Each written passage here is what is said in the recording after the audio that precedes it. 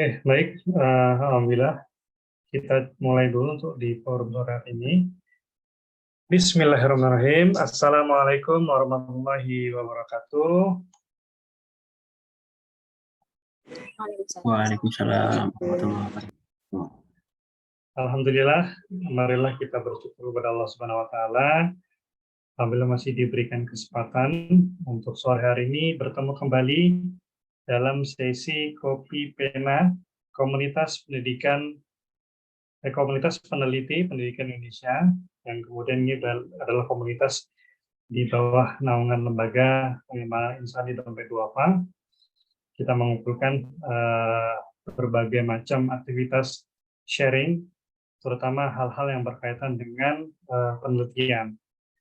Di sore hari ini kita akan membahas tentang data analisnya.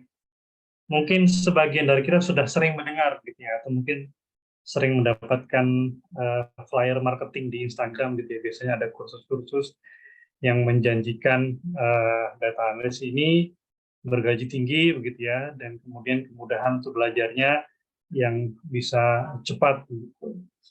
Nah, seperti apa kemudian data analis ini menjadi sebuah pekerjaan yang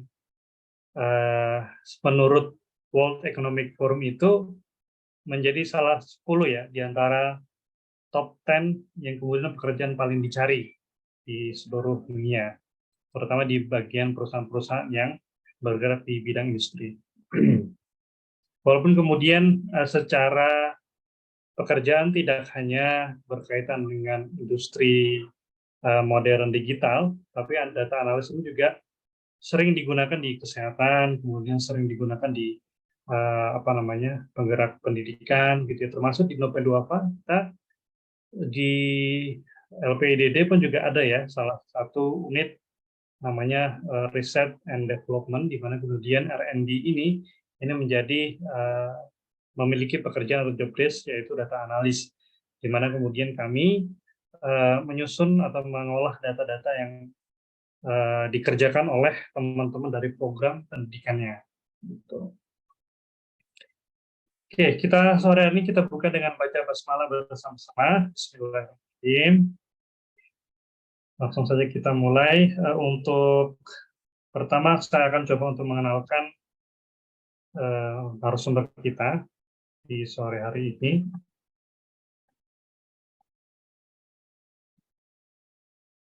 Oke. Insya Allah sore ini kita akan bertemu dengan Muhammad Firda Arisanjaya. Beliau merupakan salah satu alumni dari penerima manfaat alumni dari Ethos ID, salah satu beasiswa dari Dompet Duafa yang kemudian dulu pernah mengenyam beasiswanya sejak tahun 2015 begitu ya. Dan alhamdulillah saat ini sudah berpengalaman nih 2 tahun sebagai People Business Partner di Telkomsel. Merupakan salah satu dari lulusan S1 di Financial Management UNR dan sudah mendapatkan One Certified Human Resource Professional atau disebut sebagai CHRP. Ini salah satu sertifikat yang kemudian cukup bergengsi ya, kalau misalkan saya bilang ya, untuk di bagian human capital di Indonesia. Nah, alhamdulillah ternyata Mas Ari ini sudah memiliki sertifikat ini dan sudah berpengalaman 2 tahun. Nah, kita akan kulik-kulik nih nanti ke Mas Ari Sanjaya untuk karena beliau bekerja di bidang teknologi di Telkomsel, tentu pasti akan bertemu dengan pengolahan sumber daya manusia di bidang data analis. Nah, kita akan coba ulik nih, data analis di Telkomsel itu kayak gimana sih? Atau mungkin secara umum di industri itu seperti apa? Dan kemudian nanti yang kedua, sesi kedua, kita akan langsung menuju ke Mbak Selby Marsa Istiqomah. Dan beliau sudah memiliki pengalaman 8 tahun sebagai, maaf ini ada tipe ya, seharusnya di bagian data analis Telkomsel ya. Dan kemudian ini lulusan S1 dari Informatika Teknologi di Institut Teknologi Telkom. Kalau sekarang mungkin sudah berubah ya jadi Telkom University. Iya benar Mas. Benar ya, sekarang sudah jadi Telkom University, dulu namanya mungkin masih ITT ya, Institut Teknologi Telkom. Ya. Nah, kita akan langsung belajar nih dengan praktisinya yang udah 8 tahun di bidang data analis. Kira-kira kalau sebelumnya saya sempat bikin postingan di LPDD mengenai apakah semua orang itu bisa menjadi data analis begitu ya. Maksudnya orang yang tidak pernah mengenyam pendidikan informatika itu apakah bisa menjadi seorang data analis? Nanti kita akan coba tanyakan kira-kira apakah mungkin gitu ya. Tapi kalau dari postingan yang sudah kami naikkan di LPDD kemarin, memang ternyata tidak semua orang ya, tapi itu hal yang bisa dipelajari sehingga data analis ini menjadi hal yang mungkin bisa mengupgrade orang banyak gitu. Oke, langsung saja kita coba buka diskusinya. Kita coba sapa dulu Mas Ari. Assalamualaikum Mas Ari. Waalaikumsalam Mas Huda. Oke, tadi kita sudah kenalan sih sama Mas Ari. Kita coba next aja ke Mas Ari untuk mungkin bisa sharing-sharing ke kita nih. Siap. Kalau di human capital kira-kira tentang data analis ini seperti apa sih? Nah, gitu. Oke, dari Mas Ari, kami persilakan Mas Ari untuk Zoom-nya. Oke, siap. Terima kasih Mas Huda. Mas, saya izin share screen Mas ya. Saya boleh, silakan. Slide ini. Siap.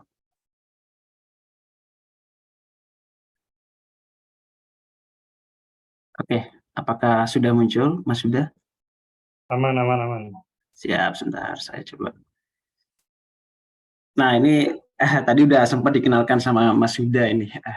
Ini coba saya perkenalkan lagi lah biar lebih afdal gitu ya Mas Huda. Jadi boleh. Misal diminta Mas Huda ini nggak bisa nolak ya, karena karena seperti kayak pulang kampung lah ibaratnya. Iya. Lu masih ingat kalau misal di asrama itu kita hampir tiap pagi masih ada agenda kajian di mana salah satu agendanya ada sesi sharing diskusi gitu ya. Jadi ini betul, cukup mengingatkan kembali gitu ya, hangatnya suasana di asrama dulu gitu ya. siap. Oke, saya ingin menyapa teman-teman juga di Zoom ini ada sekitar 30 orang. Assalamualaikum warahmatullahi wabarakatuh. Waalaikumsalam. Oke, baik. Nah, ini saya ingin sedikit perkenalan lagi ya di tadi yang sudah disampaikan Mas Huda. Betul, nama saya Muhammad Firda Ari Sanjaya, bisa dipanggil Ari. Saya lulusan dari Universitas Airlangga, jurusan manajemen. Alhamdulillah dulu juga menjadi salah satu penerima manfaat dari programnya LPI Domba Duafa, salah satunya Biaya Studi Ethos. Kemudian juga penerima manfaat dari bidik misi Kemenristek Dikti, kalau mungkin sekarang namanya KIP gitu ya, kalau misal berubah gitu. Nah, sisi kiri ini aktivitas saya ketika dulu di kampus ya. Kemudian di pasca kampus, alhamdulillah setelah lulus itu sempat menjadi researcher di Pusat Studi Demokrasi dan Hak Asasi Manusia. Kemudian juga sempat mendirikan startup juga nih di bidang edutech, education technology, namanya Tutorial 4 Serangkai. Ini bersama 3 rekan saya yang lain, makanya namanya di 4 Serangkai gitu ya. Ya, alhamdulillah sekarang aktif berkarir di Telkomsel. Mengawali karir dulu di ikut programnya Telkomsel yang trainee, yaitu Telkomsel Trainee Program. Alhamdulillah ditempatkan di HR, spesifiknya di People Business Partner.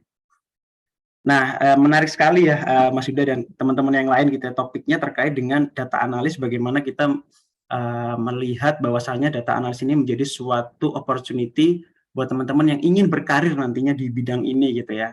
Tapi sebelum membahas lebih detail terkait dengan bagaimana opportunity di bidang data ini, saya ingin membawa teman-teman untuk melihat landscape secara gedean dulu nih. Mas Huda, punten ini saat saya bergeser apa belum Mas ya? Takutnya masih stuck gitu. Masuk. Masuk. Oke, siap. Oke. Nah, aku ingin coba membawa gitu ya, melihat bagaimana sebetulnya industri di Indonesia sekarang gitu ya. Kalau kita tahu ada yang istilahnya Making Indonesia 4.0. Nah, ini mungkin nggak asing nih buat teman-teman yang mempelajari terkait hal ini. Jadi, memang betul salah satu roadmap yang sedang dijalankan oleh pemerintah adalah bagaimana supaya industri-industri di tanah air ini bisa mengadap teknologi-teknologi yang terkini, harapannya bisa memaksimalkan value added dari suatu produk atau service yang dihasilkan ya. Dari prosesnya mulai dari hulu sampai dengan hilir, ini harapannya bisa tersimplify gitu ya dengan kehadiran dari teknologi tersebut ya. Tentunya ketika kita bisa mensimplify proses, kemudian kita menghadirkan teknologi, pasti output yang dihasilkan juga akan semakin berkualitas. Ketika semakin berkualitas, artinya apa? value added secara ekonominya pun juga akan semakin tinggi gitu.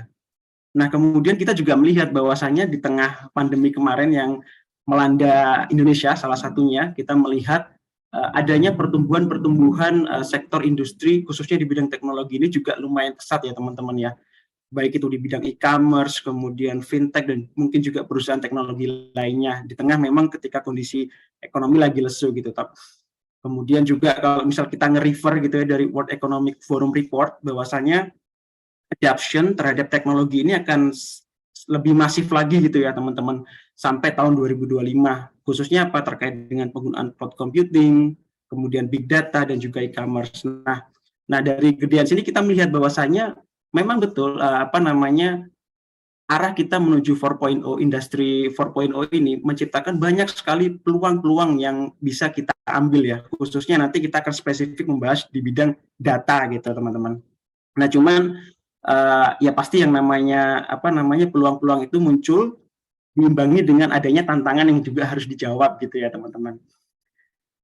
Nah, ini mungkin kalau kita lihat di gambar yang kanan ini teman-teman mungkin nggak asing gitu ya, atau mungkin ini sering kita lihat gitu di akhir-akhir ini. Banyak sekali memang startup yang bermunculan gitu ya, startup bidang teknologi bermunculan. Nah, di sini aku nggak ingin meng-highlight top 30-nya teman-teman ya, yang dirilis oleh Populix di tahun kemarin gitu ya. Tapi di sini aku ingin menggambarkan bahwasannya hampir di semua sektor ya teman-teman ya, hampir di semua sektor itu sebetulnya bisa mengadap yang namanya teknologi gitu ya. Karena kalau misal kita melihat sekarang gini ya, untuk suatu keputusan-keputusan yang sifatnya strategis dan itu memang untuk kemajuan perusahaan, untuk proses transformasi perusahaan, itu memang perlu benar-benar yang namanya data oriented atau kita menyebutnya data driven gitu ya teman-teman. Artinya apa? Mungkin dulu beberapa leader atau beberapa orang di pimpinan perusahaan dia mengambil keputusan berdasarkan feeling, biasanya ada juga gitu ya. Berdasarkan feeling mungkin bisa jadi karena dia punya sepak terjang yang panjang di dunia usaha atau dunia industri gitu ya. Tapi semakin ke sini arahnya harus yang namanya keputusan strategis itu memang harus berdasarkan data gitu, data yang berbicara gitu ya. Nah, berkaitan dengan hal ini, siapa yang bisa membantu atau mengassist setiap perusahaan supaya bisa memiliki keputusan-keputusan strategis bisnis yang memang bisa mengoptimalkan dari sisi bisnis perusahaan ya, tentunya orang-orang yang nantinya mempunyai capability di bidang data itu sendiri ya teman-teman. Nah artinya seperti yang saya bilang tadi, di balik suatu perkembangan suatu teknologi yang muncul gitu ya, pasti akan diimbangi antara peluang baru yang muncul, kemudian juga tantangan baru yang muncul. Nah, masalahnya adalah teman-teman, kalau misal kita lihat nih, kondisi sekarang gitu ya, ini sedikit saya cuplik dari beberapa media gitu. Adanya talent gap yang masih terjadi gitu ya, khususnya di market Indonesia. Nah, artinya apa? Sentralnya atau pentingnya peranan seorang data science atau mungkin yang lainnya nanti yang akan dijelaskan lebih detail ya oleh rekan saya nanti Pak Selby. Yang terpenting adalah di sini kita melihat masih adanya talent gap teman-teman.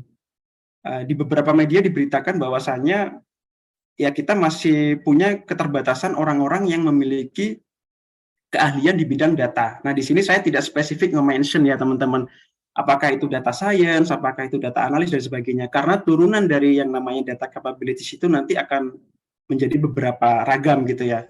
Dan itu bisa menjadi pilihan teman-teman ketika memang nantinya pingin mengambil yang namanya interest di bidang data ini. Nah ini tantangan ya teman-teman ya, tantangan sekaligus juga peluang sebetulnya. Nah ini seperti yang dibilang tadi, masih banyaknya kebutuhan ya, karena kan kalau misal kita melihat di Indonesia ini kan banyak sekali ya industrinya ya teman-teman, dan saya yakin dan saya percaya pasti mereka juga punya kebutuhan terhadap orang-orang yang memiliki capability di bidang data.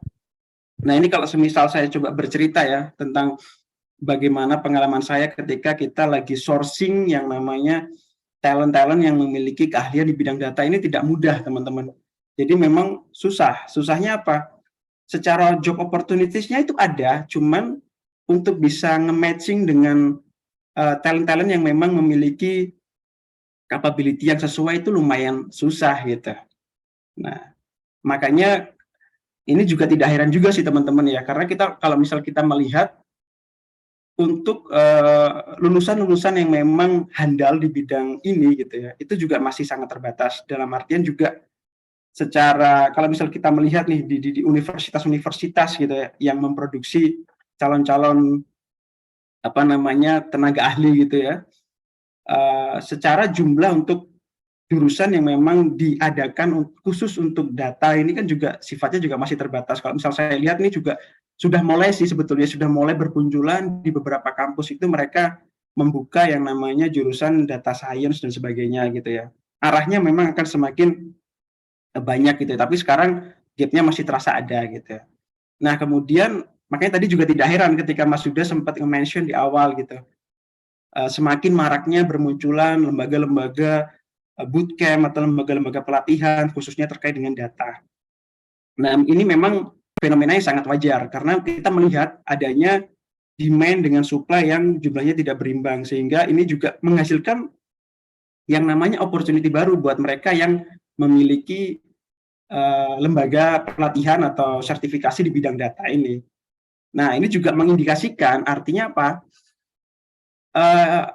Orang-orang yang sebetulnya ingin berkarir di bidang data ini tidak harus yang misal tadi berangkat dari jurusan yang informatik dan sebagainya. Sebetulnya ini bisa untuk semua gitu ya, sesuatu yang bisa dipelajari. Tapi ya tadi perlu effort pastinya teman-teman ya. Karena ketika kita misalnya memutuskan untuk berkecimpung di dunia data, maka kita nggak boleh nanggung-nanggung lah istilahnya gitu ya. Kita harus kasih effort yang besar dan bisa jadi investasi yang kita keluarkan juga lumayan gitu ya. Karena kalau kita melihat beberapa lembaga itu yang mereka menawarkan bootcamp untuk data ini juga biayanya lumayan gitu. Nah, tapi jangan khawatir, artinya apa? Ketika secara effort ini besar, kemudian investasinya juga lumayan, bagaimana terhadap benefit yang nanti akan didapatkan. Nah, ini pasti akan menarik gitu ya teman-teman ya. Karena kalau boleh sedikit bercerita ya, kami di Telkomsel gitu ya, kita itu melakukan yang namanya pemetaan terhadap capability ya. Jadi ada istilah yang namanya critical capability gitu ya teman-teman. Jadi critical capability itu adalah capability yang jumlahnya masih terbatas tapi secara demand-nya tinggi karena ini sangat penting untuk menunjang kemajuan suatu perusahaan gitu. Nah, salah satunya apa? Salah satunya adalah data science, teman-teman. Jadi kami di Telkomsel itu mengidentifikasi bahwasanya data science ini menjadi suatu critical capability. Nah, di mana orang-orang yang memiliki critical capability ini kita treatment secara khusus, teman-teman. Jadi mereka ini ada yang namanya insentif khusus. Nah, artinya terhadap mereka yang punya keahlian di bidang data ini ya, mereka secara apa ya, benefit terhadap yang mereka dapatkan akan berbeda gitu ya. Artinya yang mereka peroleh akan lebih besar. Nah, ini sebanding ya, berbanding lurus ya teman-teman ya. Ya ini sama kayak misal kita bicara tentang supply and demand di pasar gitu ya. Ketika jumlahnya terbatas kemudian permintaannya tinggi, maka ya pasti harganya juga akan makin naik gitu. Nah, ini juga sama juga sebetulnya di market labor gitu ya teman-teman ya. Ketika jumlah orang yang punya keahlian di bidang ketika jumlah orang yang memiliki keahlian di bidang tertentu itu terbatas, maka harganya akan makin naik. Nah, sebetulnya perspektifnya ini ingin aku perlebar lagi sebetulnya ya. Jadi bisa jadi ini jadi salah satu opsi ya buat teman-teman barangkali ingin mendalami keahlian di bidang data gitu ya. Sebetulnya juga masih ada beberapa capability lain yang memang itu juga cukup seksis ya. Nah, apa aja? Nah, ini bisa kita lihat gitu ya, secara landscape ya, job landscape-nya seperti apa. Nah, kalau kita merefer dari apa yang dituangkan oleh World Economic Forum dalam reportnya di Future of Jobs, memang betul. Jadi, ya dari 10 urutan pertama yang paling tinggi adalah data analis atau data science.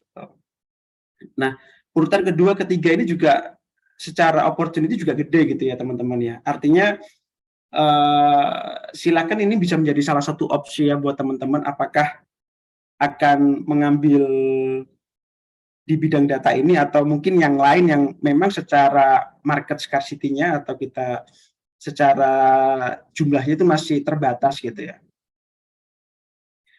Nah, kemudian bagaimana cara kita supaya bisa dari sisi capability itu bisa kita bangun gitu ya. Nah, ya tentunya banyak sekali fasilitas-fasilitas yang bisa kita manfaatkan ya teman-teman. Nah, tadi yang dibilang misal nih dari ketika kuliah prodinya kurang linear. Nah, ini aku juga ada cerita nih. Jadi saya itu ada teman satu kampus gitu ya, satu prodi. Nah, satu prodi di jurusan manajemen. Nah, kemudian ketika di dunia profesional, dunia karir, ternyata dia melakukan shifting capabilities. Dia benar-benar memulainya dari nol gitu ya teman-teman. Akhirnya dia berkecimpung di bidang data engineer. Nah, artinya apa? Ini bukan sesuatu hal yang sangat saklek atau paten lah ibaratnya ya. Misal nggak punya background ini maka nggak bisa gitu ya.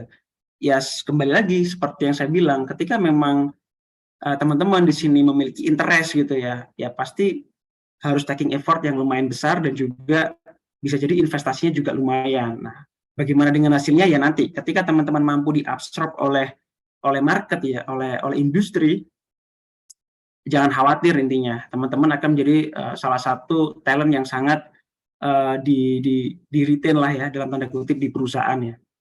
Nah, seperti itu. Kemudian nah selain dengan data analis, kalau misal kita nge-refer ya teman-teman ya dari list 10 job yang dirilis oleh World Economic Forum, sebetulnya turunannya juga lumayan banyak ya teman-teman.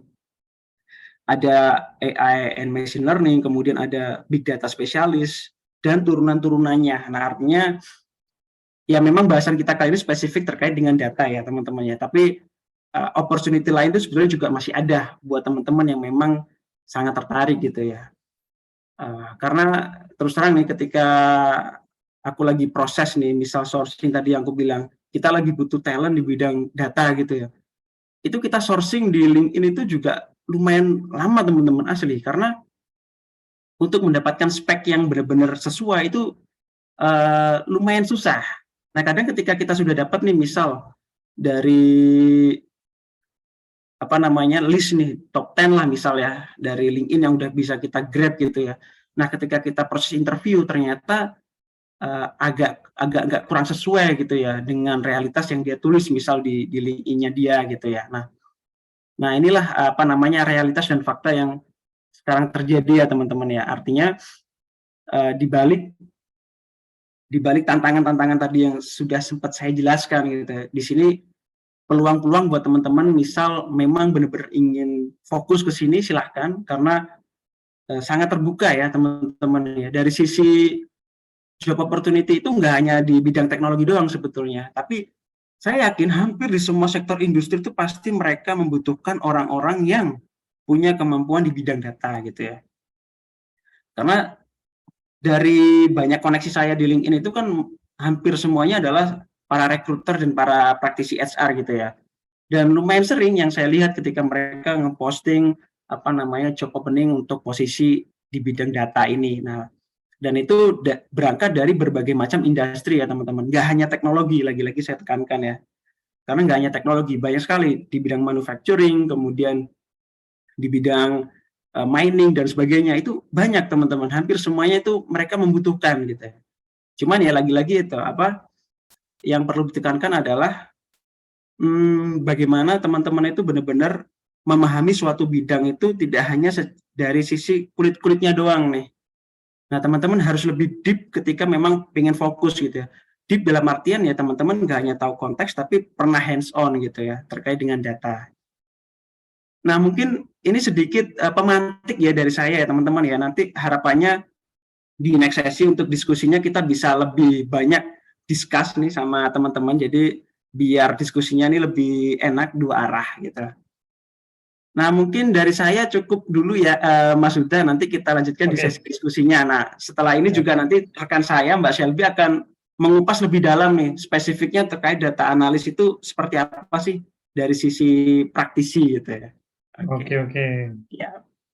Mantap nih Mas Ari, ternyata kalau dari saya lihat apa yang kemudian disajikan di presentasi memang secara eh, secara apa namanya gerakan pemerintah pun juga sangat-sangat mendorong ya Iya, upaya untuk gimana caranya masyarakat Indonesia itu masuk ke dalam Indonesia 4.0 gitu ya, ikutlah dalam momentum tersebut sehingga kemudian dalam apa namanya dalam gerakannya hingga hari ini atau mungkin informasi tentang lowongan pekerjaan itu sangat-sangat terbuka sekali di bidang data analis ini. Namun yang saya lebih menekankan dalam apa yang disampaikan Mas Ari adalah terkait dengan talent gap, di mana kemudian kapabilitas talenta ini tidak sebanding dengan lapangan yang tersedia, gitu kan? Sehingga para rekruter itu sangat-sangat apa ya sulit sekali untuk menyarikan spek yang memang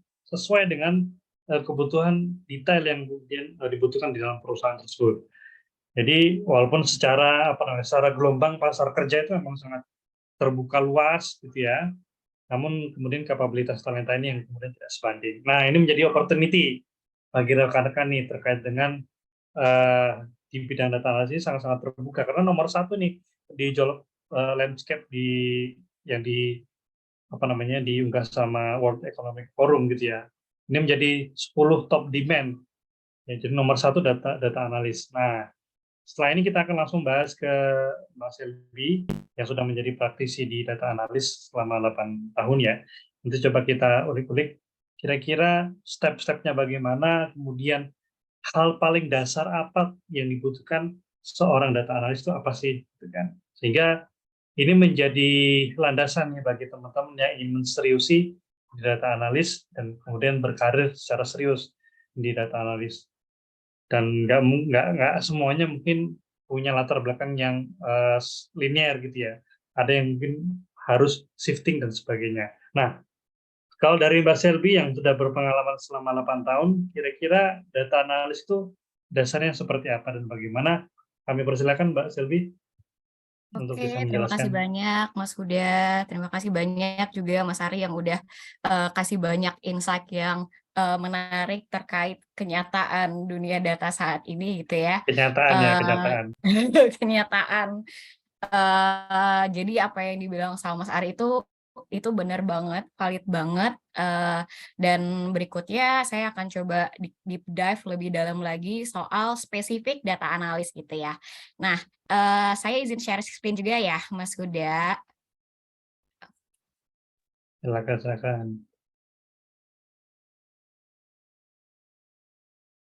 Oke, apakah sudah tampil slide-nya?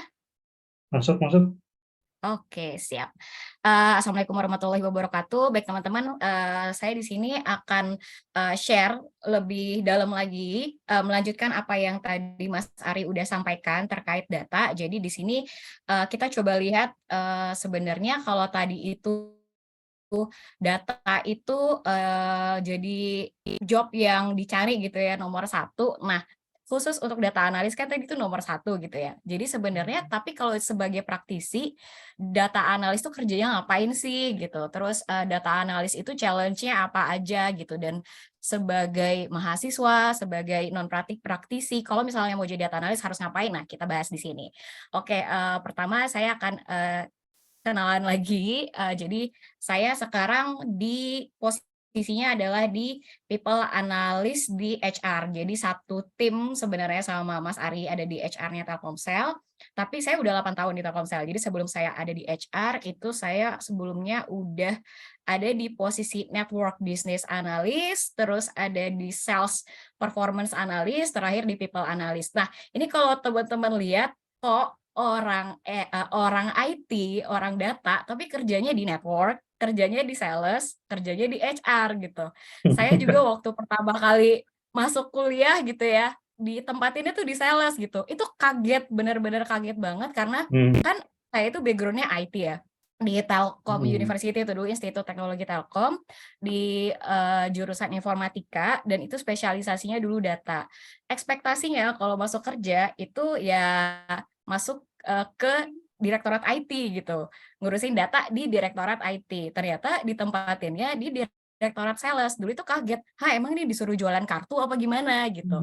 Ternyata nama posisinya itu Network Business Analyst dan ternyata memang ngurusin data. Jadi inilah bukti yang tadi dibilang sama Mas Ari bahwa data analis itu, kemampuan data capabilities itu luas banget kesempatannya. Jadi nggak cuma di IT, spesifik IT doang gitu. Dan itu bisa kemana-mana banget. Even sekarang saya di HR, itu kebayang nggak sih, orang yang ngurusin SDM gitu ya. Kan biasanya psikolog, kok bisa orang data, orang IT, tapi kerjanya jadi SDM gitu, di bagian SDM. Nah, itu nanti akan kita kupas di situ ya.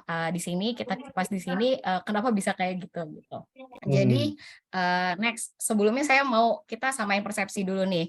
Mungkin teman-teman di sini ada yang bisa kasih clue nggak? Ada yang tahu nggak apa sih bedanya data analis, data engineer, dan data scientist? Kalau tadi kan Mas Ari bilang data capabilities itu ada banyak gitu ya jenisnya. Nah, kita coba sederhanakan jadi 3 aja, data analis, data engineer, sama data scientist. Mungkin boleh di kolom chat teman-teman share gitu ya, yang tahu kira-kira data analis, data engineer, sama data scientist bedanya apa sih? Ada yang bisa ini nggak? Coba ketik misalnya keywordnya aja gitu, data analis ngapain gitu.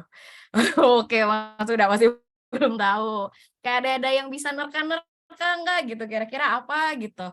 Data analis apa, data engineer apa, data scientist apa gitu. Mas Ari aja tuh dia garuk-garuk kepala.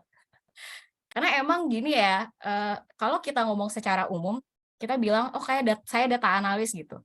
Itu kalau di umum gitu ya, ke orang yang memang bukan background IT dan nggak pernah terpapar oleh ilmu data, itu kalau kita ngomong data analis kebayangnya tuh yang kayak, oh kamu bisa ngoding AI gitu ya, bisa prediksi-prediksi ya gitu. Jadi kayak orang pikirnya kalau ada kata data itu kayak yang wow banget gitu. Jadi pikirannya tuh udah sampai ke level data scientist gitu. Nah, ini kita coba langsung aja ya. Breakdown di sini sebenarnya apa sih bedanya data analis, data engineer, dan data scientist. Jadi di engineer, analis, sama scientist itu sebenarnya 3 role yang berbeda, teman-teman. Jadi kalau misalnya ketemu sama user atau ketemu sama orang, kita bilang saya itu data analis gitu. Kita harus make it clear bahwa kita itu data analis. Jadi bukan data engineer, bukan data scientist. Jadi kalau kita kerja itu harus clear karena kalau enggak ekspektasi orang tuh bisa jadi wide banget gitu, bisa jadi luas banget gitu.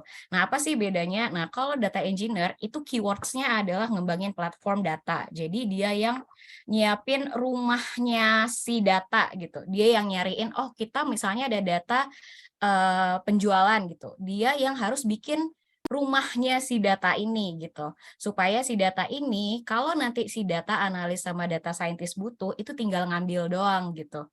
Jadi si data engineer itu fokusnya adalah membuat platform, infrastruktur, arsitektur data supaya data ini bisa ready digunakan oleh data analis dan data scientist. Jadi intinya pokoknya dia yang ngurusin deh, oh hari ini datanya masuk nggak ya gitu.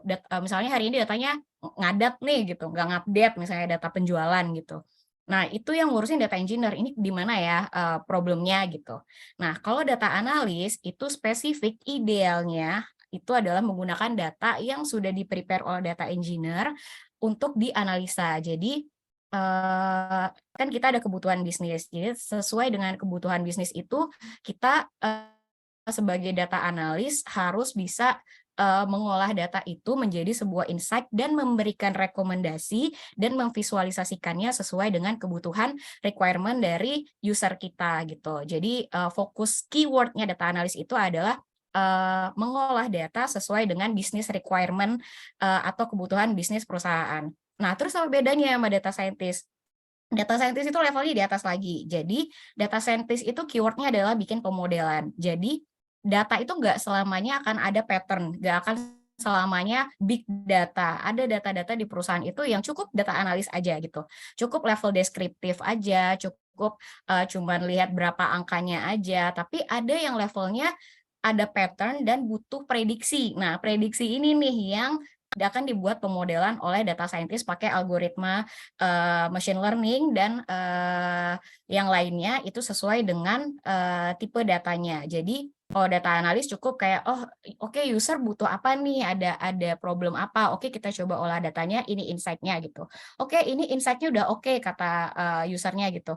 Coba dong dibuat rekomendasi yang bisa berkala. Nah itu baru masuk ke data scientist untuk dibikin pemodelan supaya dia terus berjalan secara otomatis gitu datanya. Jadi itu udah clear ya. Jadi engineer, analis sama scientist beda. Jadi biasanya orang yang ketukar itu analis saintis gitu, analis dianggapnya saintis gitu. Cuman terkadang di satu tempat itu bisa jadi analis itu end to end karena engineer sama saintis itu bisa diletakinnya itu di tempat IT, tapi analis itu bisa ada di banyak tempat. Jadi analis itu kadang harus menjadi engineer juga karena engineer spesifik di IT gitu. Harus bikin data warehouse juga, kadang juga butuh pemodelan juga karena saintisnya biasanya udah spesifik di IT gitu. Jadi ada hal-hal yang orangnya resource-nya sedikit, kayak tadi Mas Ari bilang kan resource-nya sedikit gitu ya, talent-nya sedikit. Jadi mau nggak mau analis juga harus in charge. Makanya data analis itu walaupun idealnya punya capability yang spesifik, tapi akan menjadi poin plus kalau teman-teman juga punya capability engineering dan juga scientist gitu. Oke ya, kita next ke oke, sekarang apa sih yang dikerjakan oleh data analis? Jadi di perusahaan sebagai praktisi data analis itu kerjanya pertama itu adalah business understanding. Jadi business understanding ini yang paling utama dan harus clear. Jadi kita berangkatnya itu dari nyari masalah dulu. Jadi bisa kita nyari masalah atau masalah yang datang ke kita gitu. Jadi ada user atau perusahaan itu butuh masukan atau insight apa gitu. Oh misalnya dari sisi people analytics nih ya, contoh use case, pengen tahu dong plafon atau klaim kesehatan yang paling banyak saat ini tuh apa gitu. Nah itu kita perlu nanya tuh sama usernya, objektifnya apa mau tahu itu gitu. Kita perlu clear. Oh mau tahu soalnya biar tahun depan kita bisa adjust lagi plafon kesehatan itu besarannya berapa supaya lebih tepat gitu misalnya. Oke, clear gitu ya. Supaya bisa bikin program kesehatan yang tepat. Jadi jangan sampai ternyata nanti karyawannya banyak yang obes gitu, tapi programnya malah program misalnya happy-happy, makan-makan, itu kan nggak cocok gitu. Jadi kita butuh data gitu untuk tahu program apa yang tepat buat karyawan. Itu contoh use case-nya gitu ya. Jadi harus clear. Terus harus clear juga goal-nya apa, harus clear juga periodenya kapan, misalnya mau data per kapan nih, mau 1 tahun atau 3 bulan terakhir gitu. Pokoknya intinya harus benar-benar clear ditanyakan ke user ekspektasinya apa. Begitu kita udah tahu business understanding, oke objektifnya apa yang mau disasar, kita perlu data understanding. Ini juga krusial karena data understanding ini lagi-lagi kita sebagai data analis itu bisa ditempatkan di mana aja. Kayak saya di HR, itu saya nggak tahu soal ilmu-ilmu HR gitu. Kalau Mas Ari kan udah berkecimpung di HR-nya udah sangat hafal banget lah policy-policy HR gitu. Jadi kita tuh sebagai data analis supaya bisa ditempatkan di mana-mana aja, itu harus bisa punya sense of data gitu. Harus belajar untuk tahu di tempat kita itu bisnis prosesnya gimana. Jadi kayak misalnya tadi soal benefit, kita harus tahu, oh plafon karyawan itu ada berapa ya gitu. Terus nanti di data-data itu kita harus tahu misalnya ada kolom apa itu definisinya apa. Mana kolom yang dibutuhkan, mana kolom yang nggak dibutuhkan, mana data yang dibutuhkan, mana data yang nggak dibutuhkan. Nah itu penting banget gitu. Challenge-nya kalau data understanding ini kadang user itu bahkan nggak paham sama data mereka. Jadi kadang kita yang harus ngeraba-raba, ini maksudnya datanya apa ya gitu. Jadi benar-benar sense of datanya itu harus dibangun. Nah gimana ngebangunnya itu harus sering-sering learning by doing. Jadi harus sering-sering latihan, jadi sense of datanya itu dapat gitu.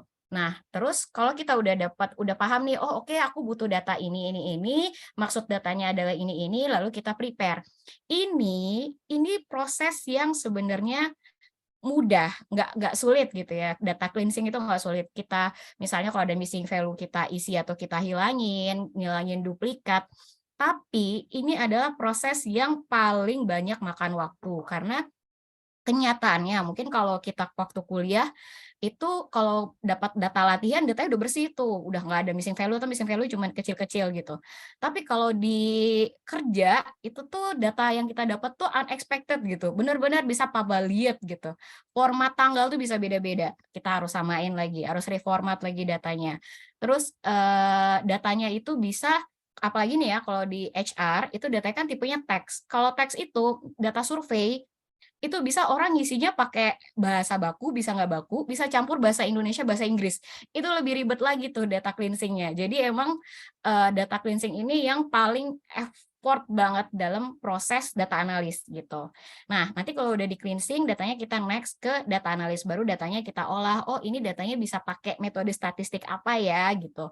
Apa ini datanya cukup diagregat aja atau perlu dicari korelasi gitu. Nah, ini di data analis. Nah, data analis itu kan prosesnya analisis. Justru di analisis ini yang prosesnya paling sedikit gitu. Effortnya paling besar itu di business understanding, data preparation. Ini yang paling penting dan paling effort. Nah, kalau udah ini semuanya dapat, tinggal pengolahan analisa itu harusnya yang tidak effort. Jadi memang kalau sekarang gitu teman-teman mau latihan justru sebenarnya selain capability technical misalnya algoritma, SQL, statistik, tapi yang penting itu dibangun juga latihan untuk mencari business understanding, memahami data, cleansing data itu penting banget gitu. Karena nanti di dunia kerja yang paling penting itu dan paling effort itu di 3 ini sebenarnya gitu. Nah, kalau udah diolah datanya, udah dianalisa, udah dapat insight dan rekomendasi, kita visualisasikan.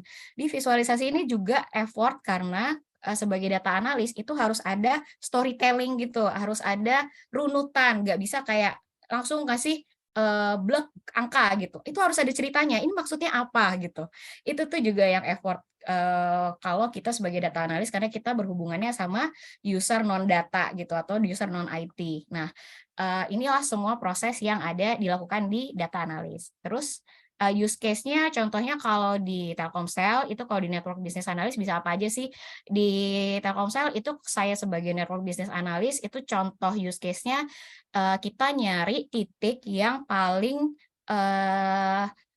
bisa memberikan revenue dan profitability yang paling tinggi. Nah, itu caranya gimana? Kita sebagai data analyst harus mikir, oh oke, ada titik ini gimana ya biar revenue-nya lebih tinggi. Kayak kita pengen bikin warung gitu ya, ada tempat kosong kan nggak tinggal pasang doang gitu.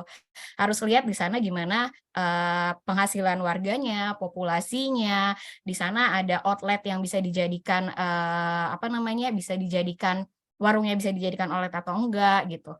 Jadi banyak gitu prosesnya dan itu yang akan dilakukan oleh data analis. Nah, kalau sales performance analyst itu use case-nya biasanya kita bikin report penjualan gitu dan ini reportnya bisa ad hoc dan parameternya banyak banget. Jadi analis di sini nanti benar-benar harus bisa mengatasi perubahan-perubahan bisnis yang ada karena reportnya bakal benar-benar ad hoc gitu. Nah, terus kalau di people analyst contohnya yang kayak tadi pengolahan misalnya klaim kesehatan atau menganalisa feedback karyawan, misalnya survei-survei karyawan gitu yang free text gitu. Nah, itu contoh use case yang ada di telco company.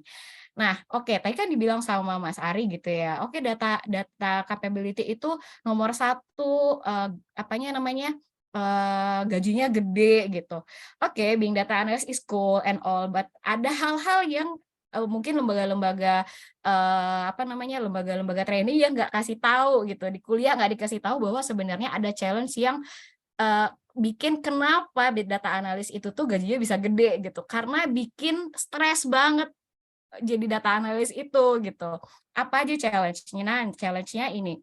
Ya tadi yang pertama, kerjaan analis itu paling berat itu di data cleansing. Jadi itu benar-benar yang bikin pusing banget. Jadi nggak kayak kalau kita dapat Kaggle udah bersih dan gitu. Ini tuh benar-benar beda lah. Nah, terus bisnis dan data understanding itu paling krusial dan paling sulit gitu. Jadi komunikasi sama user itu, apalagi kalau misalnya usernya nggak paham sama apa yang dia mau, itu tuh effort banget. Jadi itu challenging banget lah buat data analis gitu. Terus perbedaan data mungkin terjadi. Jadi data itu bisa disimpan di banyak tempat gitu. Jadi pas kita udah susah-susah bikin, ternyata di-compare nih datanya sama data yang mereka dapat dari tempat lain. Ini kok beda? Misalnya jumlah karyawan nih, udah kita bikin. Ternyata dia dapat data dari tempat lain. Kok beda gitu? Kita cari tahu nih bedanya di mana gitu. Jadi benar-benar unpredictable lah gitu. Jadi challenging banget. Nah, terus hal yang tidak akan pernah berubah adalah perubahan. Jadi benar-benar bisnis itu akan terus berubah. Kita nggak bisa pakem bikin satu dashboard terus dibikin dan gitu, tapi bisa aja besok berubah lagi nih, pengennya ngelihatnya ini gitu. Jadi tiap hari tuh ada aja kerjaannya, pengen user pengen ini, pengen itu gitu. Dan juga banyak request tapi waktunya dikit. Jadi kita harus bisa prioritisasi, dan challenge yang terakhir itu yang dipedulikan oleh user di perusahaan itu sebenarnya rekomendasinya tuh apa, bukan metode apa. Misalnya kita pakai algoritma canggih-canggih banget nih, nggak peduli gitu, yang peduli ya terus apa gitu. Terus kamu mau bisa, terus aku harus ngelakuin apa nih, rekomendasinya apa gitu. Jadi yang penting itu bukan kita kayak cobain semua algoritma, kita kasih tahu saya pakai algoritma ini, presisinya segini gitu. Mereka nggak peduli, yang peduli ya terus apa gitu. Jadi terus apanya ini harus kita cari gitu. Jadi even kalau misalnya kita bisa gunakan tools yang sangat sederhana, jadi ini unpopular opinion, Excel itu akan paling sering kepake. Jadi ini juga hard truth gitu ya, bitter truth ya. Mahasiswa itu kebanyakan pas udah masuk kerja itu nggak bisa Excel. Bahkan saya sendiri, dulu disuruh pivot pun saya nggak bisa. Tapi ternyata itu adalah tools yang akan selalu dipakai bahkan hampir tiap hari. Jadi buat teman-teman di sini, kalau misalnya udah belajar algoritma segala macam, coba kalau misalnya belum mendalami Excel, coba dalami Excel. Karena itu benar-benar hal yang paling banyak digunakan dan sangat powerful gitu. Itu benar-benar pelajaran pas saya masuk kerja, benar-benar wah ini kok orang nggak bisa pivot gitu. Padahal ya itu paling paling basic skill yang dibutuhin kalau kerja. Terus, skill apa aja sih yang dibutuhkan oleh seorang data analis? Nah, tadi pertama kalau teman-teman belum bisa Excel, coba pelajari Excel, terus query, karena tadi kan kita juga perlu untuk ngambil data, dan kita kadang harus ada part data engineering-nya juga, jadi harus belajar SQL. Terus statistik untuk ngolah data, biar kita tahu, metode apa yang harus digunakan. Terus data storytelling, ini yang penting, jadi kayak dari bisnis understanding sampai visualisasi itu harus runut tuh, harus ada benang merahnya. Terus yang terakhir data visualisasi itu biasanya yang umum digunakan dan populer itu Tableau dan Power BI. Nah, Tableau itu ada Tableau publik, jadi teman-teman di sini bisa mulai mencari dan berlatih membuat use case. Jadi misalnya buat use case sendiri, aku pengen analisa jumlah orang yang naik Transjakarta per hari. Misalnya teman-teman bisa dapat dari datanya BPS atau data publik gitu ya. Coba dilihat data itu dan dibikin runut storytelling-nya seperti apa, diolah, di cleansing, sampai jadi visualisasi, misalnya bikin visualisasinya dashboard di Tableau publik gitu. Nah, itu bisa menjadi latihan teman-teman supaya sensing datanya itu jadi lebih kuat gitu. Nah, selain kemampuan teknis, teman-teman juga harus mulai mengasah business acumen. Jadi harus mulai belajar kayak misalnya teman-teman pengen belajar finance. Kalau misalnya dari finance ini, kalau dari perspektif data, kira-kira apa ya yang bisa dihasilkan gitu. Jadi kemampuan kita untuk memahami bisnis itu juga perlu dilatih gitu. Fast learner itu karena kita harus belajar banyak metode. Misalnya kita dipindahin lagi nih ke tempat finance gitu. Nah, itu kita harus belajar karena metode data analisnya pasti berbeda gitu. Jadi kita harus punya kemampuan belajar yang cepat. Terus critical analytical thinking tadi gunanya untuk business understanding dan juga komunikasi. Komunikasi itu paling effort karena kita harus banyak komunikasi sama user gitu, yang request, yang butuh kemampuan kita untuk memberikan insight. Kalau komunikasinya nggak clear, kita nggak bisa ngasih hasil yang sesuai gitu. Jadi garbage in, garbage out. Makanya better decision itu rely on good analytics itu rely on good data quality dari data cleansing tadi, good data quality itu akan rely on ke data management dan juga data governance gitu. Jadi kesimpulannya teman-teman di sini sangat possible untuk bisa dari jurusan manapun itu sangat possible untuk menjadi data analis, tapi harus mulai diasah tadi ya, critical thinking, kemampuan membangun use case gitu. Jadi tidak hanya teknis skill-nya aja, tapi juga whole proses gitu. Nah, itu aja mungkin Mas Huda, sedikit sharing dari saya gimana praktisi data analis di Telkomsel. Wah, luar biasa banget Panjang ya ya. Nata. Mantap, mantap, mantap. Ya, secara apa ya, penjelasan dari Mbak Selvi ini memang data analis itu yang saya paling runutnya itu di workflow-nya memang ya. Jadi dari Betul, proses awal sampai data itu kemudian tervisualisasikan dan dicerna orang, itu luar biasa ternyata ya. Saya effort banget. yang paling effort itu memang di bagian data understanding. Apalagi misalkan kalau sudah masuk ke data understanding yang kita harus cleansing datanya itu sampai benar-benar bersih.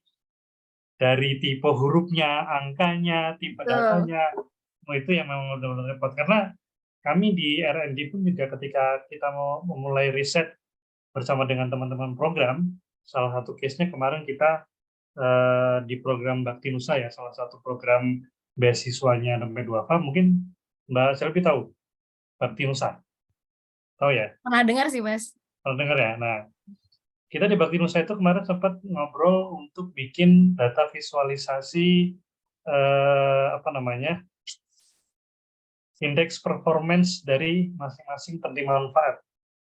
Ya, jadi setiap penerima manfaat itu harus ada angka nilai yang kemudian itu bisa merepresentasikan performanya mereka setiap bulan. Wah, itu ketika kemudian kita sudah melihat datanya, aduh ini berantakan ini datanya. Namanya ada yang double-double, kemudian huruf besar, huruf kecilnya nggak sama, kemudian tipe datanya ada yang mencar-mencar, ada yang kosong, dan sebagainya. Sehingga itu kemarin ketika kita proses untuk data cleansing itu lebih hampir sebulan namanya ya. Jadi untuk benar-benar kita data cleansing, akhirnya setelah kita data cleansing, langsung kita runut untuk dimasukkan ke dalam Looker Data Studio dari Google. Nah, kemudian kita coba untuk visualisasikan secara sederhana. Ya, di bagian data analis ini memang saya pribadi juga sangat-sangat tertarik ya, karena memang tantangannya benar tuh. Dari Mbak Silvi tadi sempat bilang ya bahwa data analis kan memang menggiurkan ya secara profit mungkin di luar sana gitu ya. Karena dia secara penghasilannya tinggi, tapi workflow-nya rumit dan challenge-nya banyak gitu ya, untuk melatih otak. Bahkan tadi sempat agak dimention bikin stres gitu ya. Ya itu memang benar-benar akan memutarbalikkan otak kita untuk bisa masuk ke data analis. Nah, saya juga baru tahu nih tadi kalau dari Mbak Selvi tadi disampaikan ternyata ada perbedaan antara data analis, data engineer, sama data scientist. Di mana data scientist ini level tertinggi ya untuk pengolahan data begitu. Kalau DE itu dia ibaratnya mungkin platform data bikin rumahnya begitu ya. Kemudian kalau DA data analis dia mengolah data dan memvisualisasikannya. Kemudian data scientist yang udah langsung terjun untuk mengolah data dan dibuat pemodelannya seperti apa. Ini luar biasa. Ternyata kalau saya sendiri masih belum bisa menempatkan diri saya sebagai apa, karena saya baru masuk nih di bukan pertengahan, awal Juni kemarin saya baru masuk di Departemen Makmal Pendidikan, unit riset dan pengembangan. Sebelumnya saya terjunnya di dunia marketing, Mbak. Mas Ari juga ya, saya masuk di dunia marketing, kita di strategic partnership ya. Kemudian di LPDD saya kemudian diamanahkan untuk menjadi riset dan development.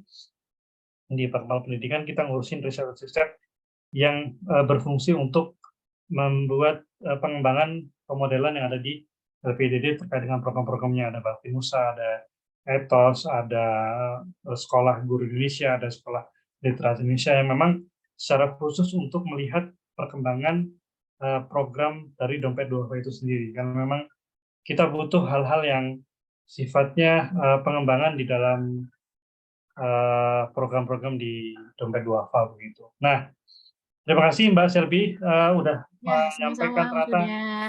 data engineer, data analis, dan data scientist ini menjadi hal yang sangat kritis sekali ketika kita bahas untuk mengolah data. Dan Nanti boleh teman-teman bisa ditanyakan ya terkait dengan trik-triknya, tips-tipsnya seperti apa. Tapi kalau dari saya sih mungkin akan banyak bertanya ke Mbak Sebi terkait dengan tips dari nol apa sih gitu. Nanti referensinya bisa dikasih tahu tuh, bisa dibagikan. Oke, dari teman-teman sudah ada yang ingin bertanya, monggo silakan. Mungkin yang ada mau bertanya secara langsung bisa ditanyakan ke Mas Ari atau ke Mbak Selby. Mbak Selby. Ada yang mau ditanyakan, monggo silakan. Terkait dengan data analis ataupun mungkin secara keuangan kerja. Kalau saya menyambungkan ya antara apa yang disampaikan sama Mas Ari dengan Mbak Selby ini memang jadi satu keterikatan kuat bahwa Indonesia itu masih butuh ya lapangan pekerjaan di bidang data ini yang sangat-sangat luas sekali gitu ya. Bahkan dari data analis sendiri pun juga masih ada runutan rinciannya di bawahnya begitu. Dan skill-skillnya pun juga tadi disampaikan sama Mbak Selby, ternyata nggak hanya yang secara praktik aja ya, kayak Excel, query, statistik, data storytelling, tapi lebih ke kita bisa memahami tentang bisnis itu seperti apa, kemudian memahami tentang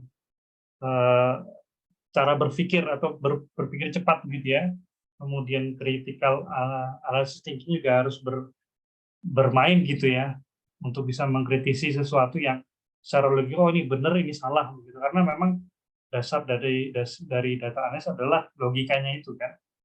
Dan tentunya komunikasi. Nah, semenjak saya masuk di R&D memang lebih banyak diskusi lah itu sama atasan gitu ya. Pengembangannya seperti apa, kalau misalkan mau seperti ini seperti apa. Terutama di Excel, karena Excel sendiri benar, saya sepakat dengan Mbak Selvi bahwa Excel ini menjadi tools yang paripurna, dalam artian dari dulu sampai zaman sekarang pun pasti akan digunakan tuh Excel ya. Kayak pivot datanya seperti apa, kemudian rumus-rumus algoritmanya seperti apa, formula-formulanya. Bahkan beberapa kali saya juga untuk menganalisis data pun juga menggunakan Excel begitu ya. Google Sheet juga termasuk. Dan alhamdulillah ternyata lumayan banyak yang bisa saya hasilkan di sana. Oke, ini udah ada pertanyaan yang masuk. Oke, saya Sekar ingin bertanya secara langsung. Monggo silakan. Dari Mbak Sekar Ayu Nawang Bulan. Monggo kalau mau bertanya. Assalamualaikum warahmatullahi wabarakatuh. Waalaikumsalam. Saya Sekar Ayu Nawang Bulan. Saya sarjana ekonomi dari Universitas Islam Indonesia. Saat ini saya masih proses rekrutmen bersama di FHCI BUMN Digital PT Telkom. Mantap. Proses kedua baru les bahasa Inggris. Ini saya mau tanya ke kedua narasumber, apa boleh, Mas? Boleh, silakan.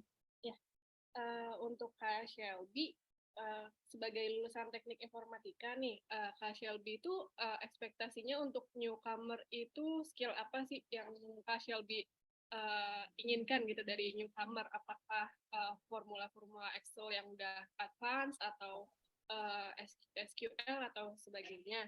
Nah, itu untuk Kak Shelby. Kalau untuk Kak Ari, apa signaling atau apa ya, sesuatu yang paling menarik untuk calon karyawan baru gitu? Apakah sertifikat ataukah portofolio? Gitu aja. Oke, terima kasih pertanyaannya. Silakan dari Mas Selby dan Mas Ari untuk menjawab. Oke, Mbak Ayu ya panggilannya ya? Sekarang apa Mbak Ayu nih? Oke, Mbak Ayu, jadi pertanyaan tadi apa yang diekspektasikan dari newcomer gitu ya skill-nya. Sebenarnya kalau di data analis itu kemampuannya akan berbeda-beda tergantung posisi yang ditempati. Kayak tadi misalnya di HR itu case-nya akan banyak di text analysis. Jadi kemampuan yang perlu dimiliki itu adalah teks analisisnya gitu, kayak gimana kita ngolah teks gitu. Tapi untuk newcomer, untuk basic aja, itu sebenarnya kayak yang tadi udah saya sampaikan, untuk data analis itu yang paket yang paling perlu dimiliki itu adalah tadi belajar Excel dulu, advance Excel, nggak perlu sampai VBA, yang penting bisa pivot, VLOOKUP, index match, if else gitu ya. Terus yang kedua juga SQL. SQL itu perlu banget gitu karena biasanya untuk kita narik data itu kita harus query dulu karena datanya besar, jadi kita harus bisa untuk query dan bikin otomasi gitu. Terus yang ketiga yang paling penting itu yang penting juga itu adalah statistik. Statistiknya basic aja, nggak perlu yang apa ya namanya, metode-metode yang berat, bisa kayak tahu tentang korelasi aja gitu misalnya, atau se-basic-basic misalnya tahu bedanya modus, median, mean gitu, itu juga perlu gitu. Jadi nggak perlu yang sampai level tinggi gitu. Terus yang berikutnya adalah data visualisasi. Data visualisasi itu juga zaman sekarang penting banget karena biasanya business user itu butuh dashboard namanya gitu. Jadi coba belajar juga Tableau atau Power BI. Nah, itu yang basic paket lengkap. Tapi perlu tadi itu ya fast learner juga gitu karena misalnya kita belum punya kemampuan tapi misalnya kita ditempatkan di suatu posisi yang kita belum ada kemampuannya, itu sangat possible untuk dipelajari asal kita memang mau belajar gitu intinya. Oke, semoga menjawab ya. Terima kasih banyak Kak Shelby. Ya. Lanjut, Mas Ari, monggo. Oke, siap. Terima kasih Mbak Sekar. Nah, semoga ini ya lancar ya prosesnya di RBB. Nah, Siap, amin. Kita doakan. ya, oke. Tadi pertanyaannya adalah mana yang lebih penting ya antara sertifikasi atau portfolio ya.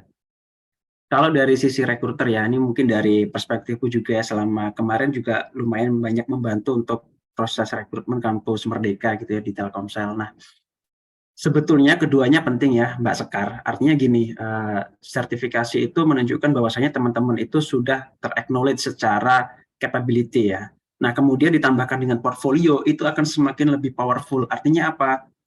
Teman-teman gak hanya ter-acknowledge, tapi teman-teman juga pernah hands-on terhadap suatu capability tersebut. Nah, mungkin kalau semisal di sini kita spesifikkan ke data, nah teman-teman gak hanya punya sertifikasi data, tapi semakin banyak terlibat dalam proyek-proyek, itu artinya portfolio teman-teman akan semakin bagus. Nah, sebetulnya itulah yang akan menjadi nilai jual teman-teman gitu. Jadi portfolio itu yang akan berbicara bahwasanya, oh dulu saya pernah melakukan proyek A, proyek B, proyek C. Nah, kemudian juga apa lesson learn yang didapatkan dari masing-masing proyek. Nah, itu penting sih menurut aku dari sudut pandang rekruter ya, Mbak Sekar. Jadi dua-duanya oke, Mbak Sekar. Akan lebih powerful jika memang dua-dua ini dipunyai gitu ya. Seperti itu. Oke, terima kasih banyak Kak Ari. Ya, sama-sama. Oke, mantap nih. Ternyata calon calon ini ya pekerja untuk masuk ke dalam BUMN di Telkomsel, semoga ya kita doakan lah, semoga berhasil dan bisa dimaksimalkan. Kita lanjutkan untuk pertanyaan di kolom chat. Ada masuk dari Gian, izin bertanya. Jika untuk menjadi data analis, apakah harus belajar data engineer terlebih dahulu? Atau bisa langsung belajar data analis? Terima kasih banyak. Ini kayaknya pertanyaan untuk Mbak Zeli deh. Monggo silakan. Oke, ini tadi dari Gian. Mas Gian ya. Ini Mbak atau Ya. Mas? Punten.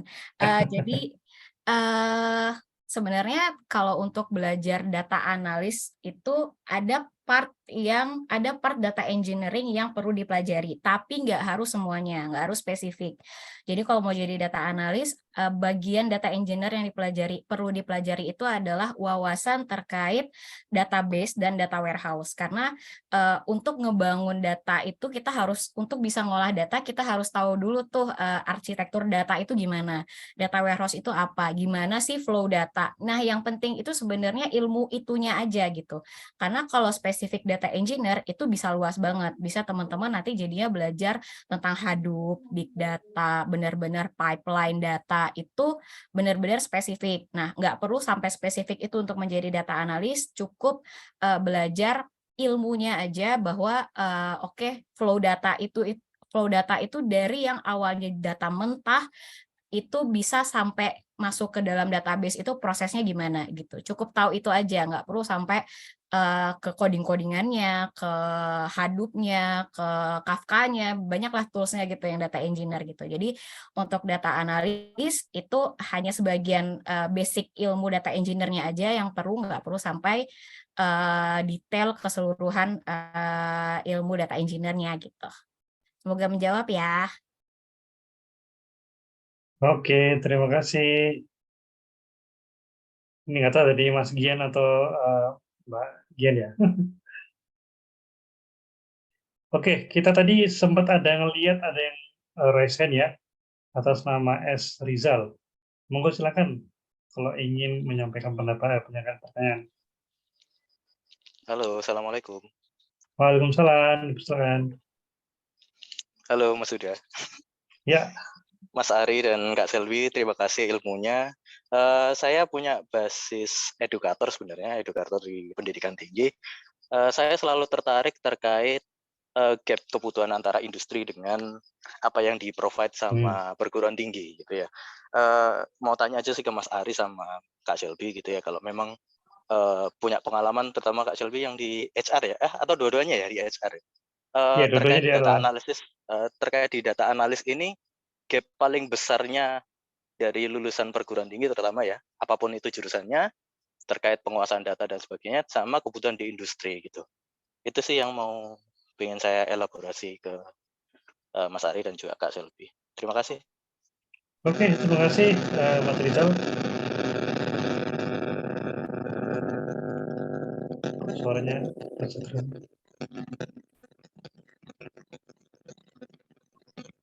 Oke, bisa dilanjut ke Mas Ari, monggo untuk menjawab, nanti lanjut ke Mas Ari. Ya, siap. Ya, terima kasih Mas Rizal pertanyaannya. Jadi memang valid Mas, tadi yang disampaikan ya, adanya gap ya antara apa yang dihasilkan dari pendidikan tinggi, kemudian bagaimana jika kita compare dengan kebutuhan yang memang dibutuhkan oleh industri. Nah, ini juga misal saya bicara masalah pengalaman pribadi gitu ya. Saya ketika di kampus itu sebetulnya saya juga berangkat dari latar belakang yang eksak juga ya, dari finance gitu. Nah, cuman yang saya rasakan adalah banyak sekali hal-hal yang sebetulnya itu harusnya sudah menjadi basic dan harus diajarkan ketika di kampus, tapi justru itu tidak kita dapat. Nah, sehingga ketika pasca kampus mau nggak mau kita harus secara mandiri gitu ya untuk belajar lagi dari awal. Nah, hal contoh sederhana deh tadi yang juga dimention oleh Mbak Shelby ya, untuk bisa berkecimpung di bidang data analis ini kan salah satu tools yang dasar yang harus kita kuasai terkait dengan Excel. Nah, ini juga yang saya rasa di kampus itu pengayaan terkait dengan Excel ini sangat-sangat minim ya, yang saya rasakan ya. Ketika dulu saya kuliah gitu, Excel itu baru akan digunakan ketika kita mau akan skripsi. Nah, itu benar-benar momentum yang kita akan mencoba untuk menggali. Nah, padahal ketika misal kita sudah tahu dan kita sudah paham bahwasanya ini menjadi tools yang sangat fundamental, nah harusnya di perguruan tinggi itu juga memprovide gimana caranya supaya teman-teman mahasiswa itu bisa mahir dalam penguasaan Excel gitu.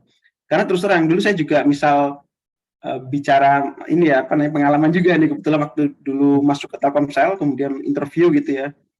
Juga yang ditanyakan oleh rekruter saya gitu ya, menanyakan kepada saya, "Mas bisa Excel nggak?" gitu. Bisa gitu.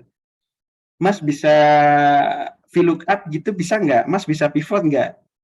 Nah, saya jawab bisa karena ketika pasca kampus saya mencoba untuk mendalami lagi gitu. Padahal di kampus saya nggak pernah diajari kayak gitu ya, terus seperti itu. Nah, dan juga jarang sekali kita disampaikan bahwasanya ini loh penting gitu loh. Ini harus kalian kuasai, caranya seperti ini, seperti ini. Nah, harapannya ya nanti nitip juga sih kepada Mas Rizal gitu ya sebagai edukator di pendidikan tinggi, harapannya ini juga bisa tersampaikan gitu ya ke teman-teman mahasiswa supaya mereka aware lebih dini gitu ya, bisa mempersiapkan lebih awal sehingga at least mereka punya basic skill yang memang ini diperlukan. Nah, Excel itu jujur itu sangat powerful untuk semua bidang profesi ya teman-teman sebetulnya, nggak hanya data analis. Bahkan saya di People Business Partner dalam basic kerjaan yang saya lakukan juga banyak mengolah data-data sifatnya Excel. Padahal saya bukan di bagian people analytic ya seperti Kak Shelby tadi, tapi secara pekerjaan dasar memang banyak terpapar dengan Excel dan sebagainya itu. Kemudian juga terkait dengan data visualisasi, misal tadi yang disampaikan Mbak Shelby juga ada, itu valid. Bahkan kita di kampus itu, ya oke, mungkin kita sering ada sesi misal harus present tentang materi dan sebagainya. Nah, kadang esensi dari bagaimana kita memvisualisasikan suatu materi ke dalam tools visualisasi itu sendiri, misal slide, itu kadang nggak terlalu ditekankan gitu loh. Kita asal copy paste masukkan ke slide, kita nggak tahu gimana storytellingnya. Nah itu yang terus terang saya nggak dapat gitu ya di kampus gitu ya. Nah, semoga sih pendidikan sekarang ini dengan adanya program Kampus Merdeka, dengan harapan supaya ada link and match antara lulusan-lulusan yang dihasilkan perguruan tinggi ini bisa lebih lebih sesuai dengan spek-spek yang memang dibutuhkan oleh industri. Nah, seperti itu sih, Mas Rizal. Oke, terima kasih Mas Ari. Jawabannya sangat ini sekali ya. Memang kebutuhan-kebutuhan itu perlu dipertimbangkan di perkuliahan gitu ya, perguruan tinggi. Oke, kita lanjut ke Mbak Selvi, monggo untuk melanjutkan jawaban dari Mas Ari. Udah komprehensif semua sih tadi udah Udah. disampaikan Pak Arief, itu valid banget. Tapi mungkin aku nambahin, jadi sebenarnya kalau aku rasakan gitu ya, kuliah itu sebenarnya lebih ke ngebangun pola pikir supaya kita runut gitu. Kalau misalnya ada kita belajar matem, kita belajar statistik dan segala macam yang ribet-ribet, itu sebenarnya lebih ke melatih critical thinking, analytical thinking kita gitu. Cuman mungkin satu lagi gap yang kurang itu adalah kurangnya latihan terhadap use case gitu. Kita kalau di kuliah itu dulu yang saya rasakan itu banyak fokusnya itu adalah terhadap metode, terhadap algoritma, terhadap metode-metodenya gitu. Bukan dari end to end ada use case itu gimana harus memecahkan use case itu gitu. Tapi langsung ke oh ini kita ada algoritma ini gitu. Langsung kayak gitu. Nah, mungkin memang rasanya di dunia pendidikan juga perlu banyak melatih mahasiswa untuk langsung terjun mengerjakan use case secara end to end gitu. Karena memang kalau di dunia kerja itu harus mulainya itu tadi dari masalah itu harus kita pahami seperti apa gitu sampai bisa dapat insight gitu. Oke, terima kasih Mbak Selvi untuk jawabannya. Tadi melengkapi dari Mas Ari begitu ya. Nah, kita lanjut ke kolom chat. Di sini ada pertanyaan lagi dari tadi setelah Mas Kian, di sini lanjut ke Nabila Sahada Putri. Izin tanya Kak, tahap awal untuk memulai belajar tentang data analis bagaimana? Ini mungkin dasar banget, boleh disampaikan ya Mbak Selvi. Ya, oke Mbak Nabila. Jadi kalau misalnya bukan Mbak Nabila bukan dari bidang data gitu ya kuliahnya, mau misalnya mencoba belajar data analisis, yang paling sederhana tadi yang udah diulang-ulang juga mungkin bisa belajar dari use case pakai Excel dulu gitu. Nah, cari use case di mana itu bisa cari di Kaggle. Aku dulu biasanya sering latihan itu di Kaggle, kaggle.com itu biasanya ada use case apa dan di sana juga ada datasetnya dan itu ada outputnya yang diinginkan itu apa. Nah, bisa pakai data itu tapi biasanya kalau di Kaggle itu harus pakai Python dan segala macam. Nah, bisa latihan diolah dulu pakai Excel misalnya pakai dataset yang sederhana gitu. Oh, ada data ini datanya bisa diapain ya. Nah, itu coba belajarnya bisa dari situ atau bisa ikut lembaga-lembaga training juga, kan sekarang udah banyak juga gitu ya. Nanti kalau misalnya belajarnya step by step aja gitu, nggak usah langsung semuanya, kalau misalnya dari awal bisa belajar dari Excel dulu aja gitu. Nanti kalau udah mulai kebangun, baru mulai lanjut lagi coba belajar SQL, nanti next step-nya lagi bisa belajar Python gitu.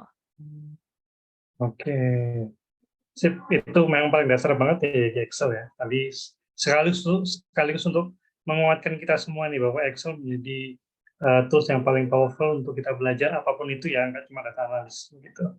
Oke, kita lanjut ke pertanyaan di kolom chat. Ada dari Adis Mayasari. Selamat sore, perkenalkan saya Maya dari Bandung. Saya ingin bertanya kepada Mbak Selvi dan Mas Ari, apakah benar jika kita ingin mempelajari data scientist, maka otomatis kita akan mempelajari data analisis? Dan mohon maaf apabila pertanyaannya di luar konteks, apakah data analis, apakah alat-alat yang digunakan data scientist sama dengan data analis? Itu pertanyaan mungkin ke Mbak Selvi dan Mas Ari.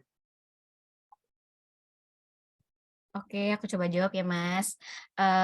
Oke, Mbak Maya, jadi untuk kalau misalnya kita belajar tentang data scientist, itu ya akan ada banyak hal-hal data analis yang dipelajari di situ. Cuman ada juga bagian-bagian data analis yang kita perlu pelajari tapi nggak diajarin di data scientist. Contohnya kayak data storytelling gitu. Data storytelling dan data visualisasi itu biasanya terpisah tuh, karena kalau data scientist itu biasanya fokusnya ada pemodelan. Nanti yang akan banyak dipelajari itu adalah gimana caranya bikin data testing, gimana bikin data training, gimana kita menggunakan algoritma yang tepat gitu. Jadi fokusnya nanti akan ke situ. Cuman nanti di awal itu juga akan belajar tentang data cleansing, tentang gimana caranya kita eksplorasi data. Itu kan part dari data analis. Cuman ada juga part pelajaran data analis yang tidak begitu fokus dipelajari di data scientist.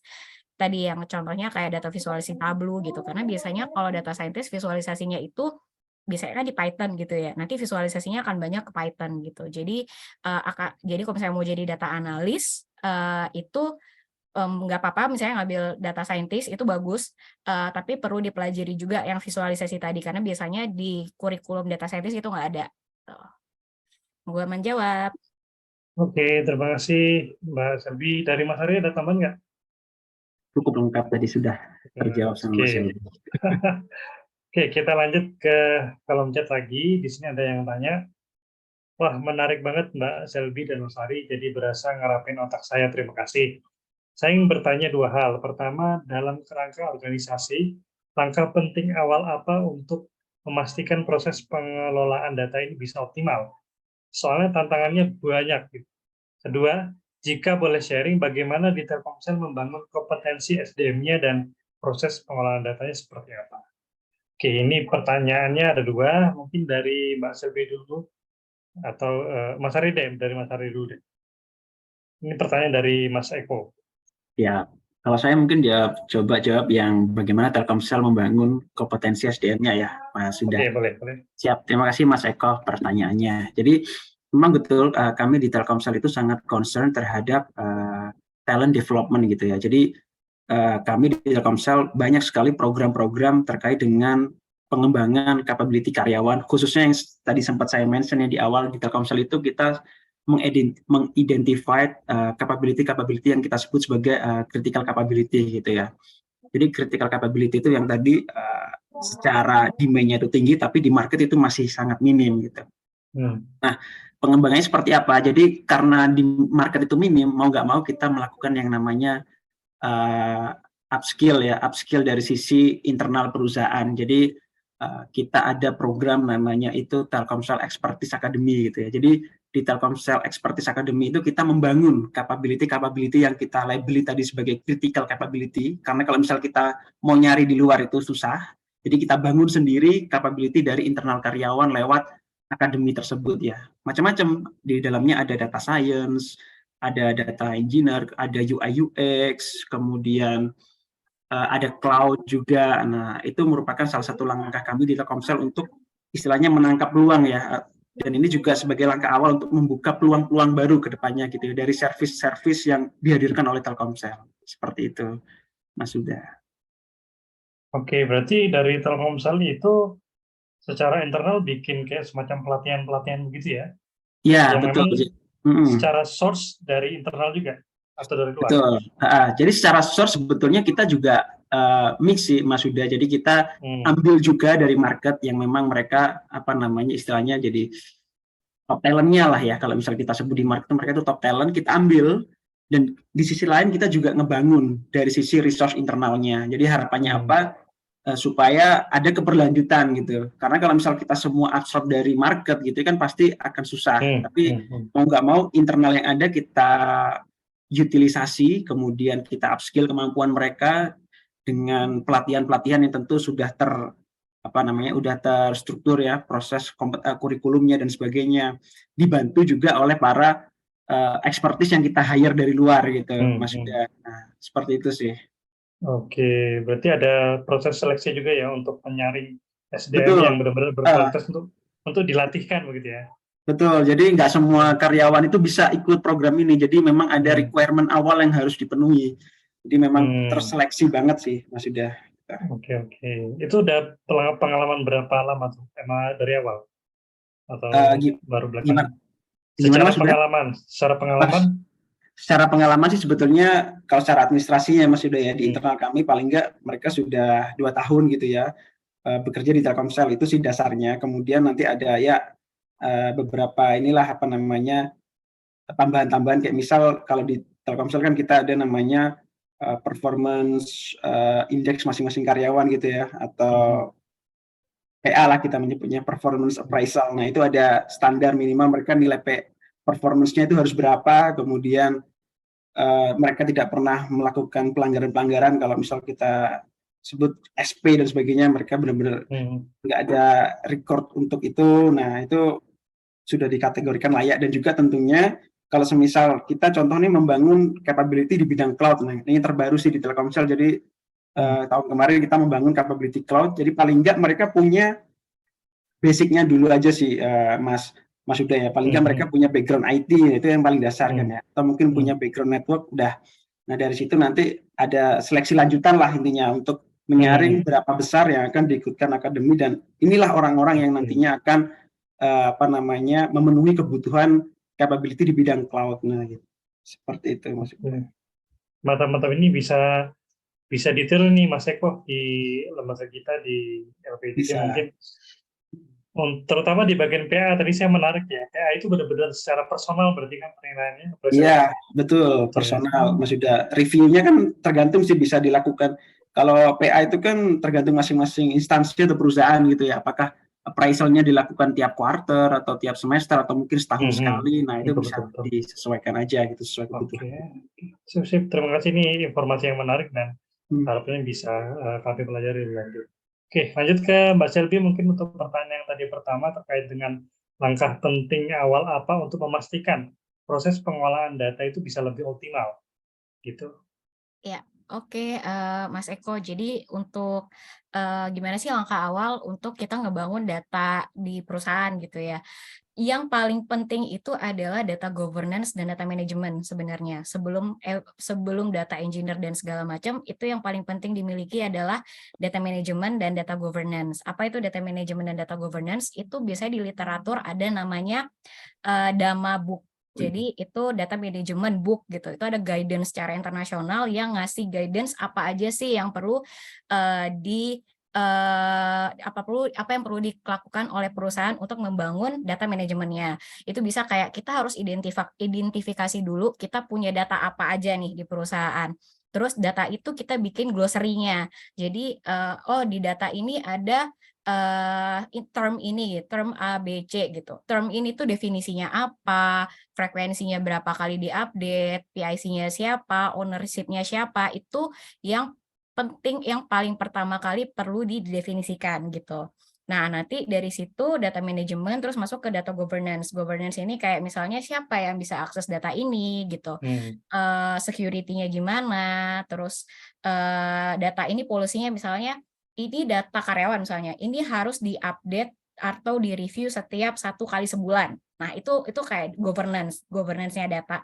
Itu yang pertama kali perlu dibangun. Nah, nanti kalau udah ngebangun itu baru kita mulai ke digitalisasi datanya. Kita cek mana data yang udah masuk masih manual, mana data yang perlu masuk ke database, mana yang udah di database gitu. Kalau ada yang belum di database berarti kita harus bikin digitalisasinya untuk bisa diinputkan langsung ke database gitu. Jadi yang kalau misalnya dari awal pengen ngebangun data di perusahaan itu bisa refer ke yang tadi data management book, itu biasanya guidance internasional untuk ngebangun data management perusahaan gitu. Oke, berarti data management book sama data governance ya. Nah, kalau saya boleh bertanya lebih lanjut, kenapa kemudian data governance ini sangat penting? Nah, betul. Terutama untuk perusahaan yang memang menggunakan data yang di gather itu udah banyak gitu ya. Di Indonesia kan sekarang sudah ada Undang-Undang Perlindungan Data Pribadi, Undang-Undang PDP namanya. Jadi governance itu khususnya itu biasanya dikhususkan untuk perlindungan data kita gitu. Jadi harus clear gitu. Oh, data mana yang restricted, data mana yang bisa diakses oleh internal, itu nanti fungsinya supaya inline dengan si Undang-Undang Perlindungan Data Pribadi tadi. Gitu. Jadi biar data kita nggak bocor kemana-mana, nggak dipergunakan dengan intensi yang salah gitu, dengan orang yang salah gitu. Jadi itu sebenarnya penting banget di awal dibangun. Oke. Soalnya saya menyoroti beberapa hal ya terkait dengan data governance ini. Di beberapa perusahaan mungkin kita banyak dapat di berita ya terkait data-data kita yang bocor, atau mungkin yang kemarin tuh yang kasusnya BSI ya, yang itu menjadi heboh banget sampai berapa hari begitu ya, itu menjadi hal yang sangat krusial sekali terkait dengan data governance ini. Harapannya mungkin ini menjadi perhatian khusus ya untuk kita semua, apalagi mungkin yang sudah masuk di level-level yang tinggi, level perusahaan yang kemudian udah mengelola data yang sangat-sangat big data yang besar begitu ya. Data governance sangat-sangat penting. Termasuk kita mungkin di lembaga pengembangan sana pun juga sangat menjaga betul terkait dengan data-data penerima manfaat kita. Karena dengan menjaga data-data tersebut ya kita bisa memberikan trustment ya kepada trustworthy kepada orang dia bahwa lembaga pengembangan misalnya adalah lembaga yang bisa dipercaya. Oke, terima kasih Mbak Selby untuk jawabannya dari pertanyaan Mas Eko. Oke, lanjut kita di pertanyaan dari Mas Roni. Di sini ada pertanyaan dari Mas Roni. Mohon izin bertanya, apakah lembaga yang memberikan pelatihan data analisis dan jaminan disalurkan bekerja itu benar-benar membuat kita cepat menguasai data analisis dan mendapatkan pekerjaan di bidang tersebut? Kadang ingin ikut secara kursus online di suatu lembaga, tapi takut kalau tidak sesuai ekspektasi atau tidak worth it. Mungkin dari Mas Ari. Ya, siap. Terima kasih Mas Roni atas pertanyaannya. Nah, sebetulnya ini depend on diri kita masing-masing ya, Mas Roni. Jadi lembaga-lembaga itu kan sifatnya mereka memfasilitasi kita ya, memfasilitasi kita untuk bisa belajar lebih terstruktur, kemudian bagaimana end-to-end prosesnya dan sebagainya. Nah, kalau semisal kita memang benar-benar minat dan mau untuk deep lebih gitu ya mempelajari, saya yakin sih pasti ini sangat membantu gitu ya. Tapi kalau semisal dalam prosesnya ternyata kita kurang semangat, kemudian kayak mut-mutan dan sebagainya, nah ya ini pada intinya sih kembali ke diri kita masing-masing sih Mas Roni. Jadi bedanya adalah kalau misal Mas Roni join ke lembaga tadi, itu akan memudahkan menstruktur atau mensimplify gimana sih prosesnya gitu ya, end to end, mau belajar itu seperti apa.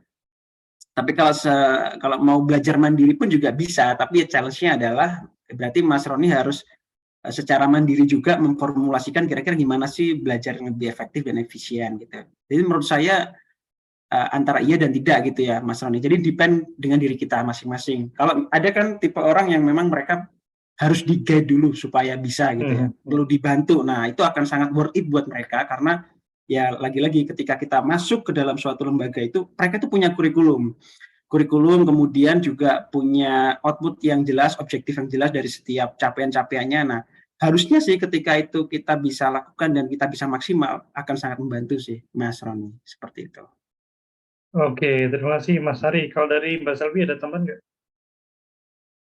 Kalau tadi soal apakah bisa langsung dapat kerjaan itu saya nggak bisa jawab karena mungkin lembaga training itu bermacam-macam gitu ya dan kita nggak bisa sama ratakan semuanya gitu. Mungkin ada yang bisa, ada yang nggak juga gitu. Tapi kalau terkait tadi apakah kita perlu ikut pelatihan, itu kalau misalnya mau ikut itu bisa jadi poin plus juga tadi kayak yang Mas Ari bilang gitu.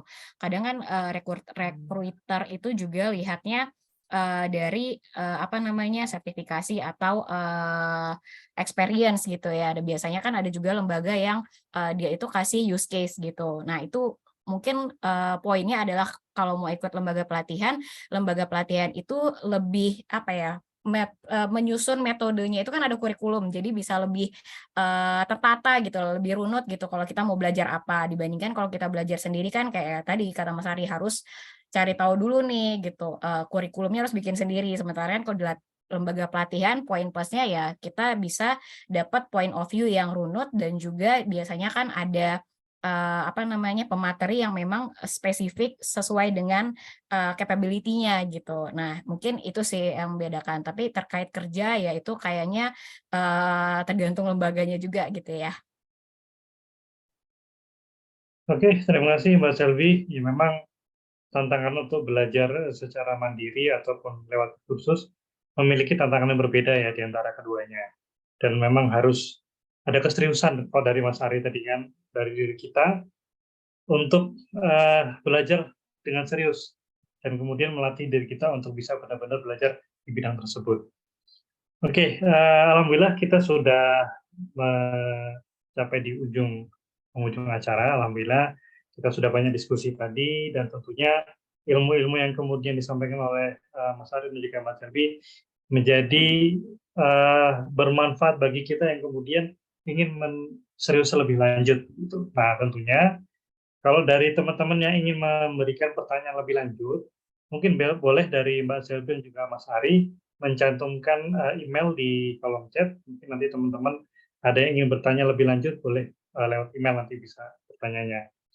Oke, sebelum mengakhiri, mungkin dari Mas Ari boleh menyampaikan closing statement yang mungkin bisa ditujukan kepada kami sebagai lembaga pengembangan Insani, kira-kira saran apa yang bisa diberikan, dan tentunya untuk closing statement menyemangati teman-teman di forum sore hari ini.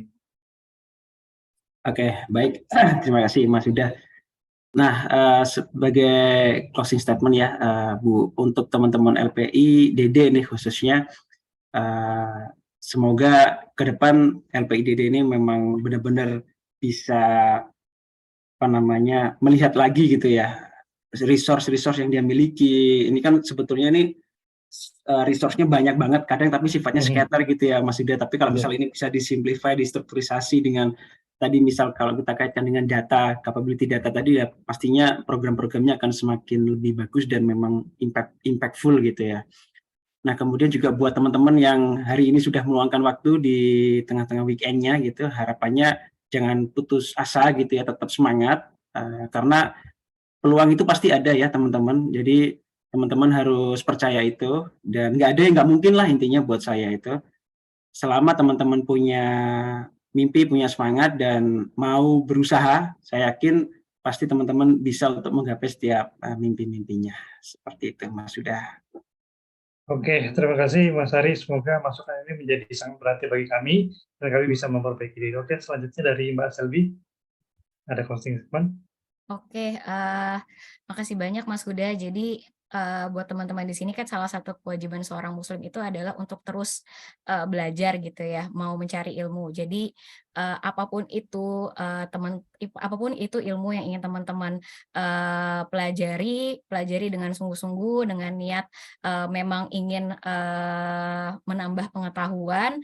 Insya Allah apapun yang mau teman-teman cita-citakan itu selama niatnya memang belajar karena ingin lillahi ta'ala gitu, insya Allah tercapailah gitu. Jadi semangat belajarnya, perbaiki lagi niatnya.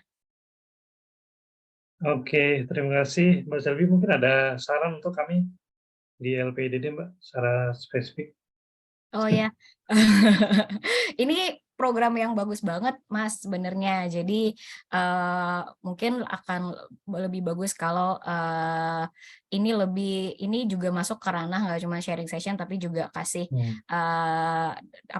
development yang lebih untuk teman-teman di LPDD gitu, langsung ke praktikalnya misalnya. Jadi kayak tadi kita bahas diskusi gitu ya.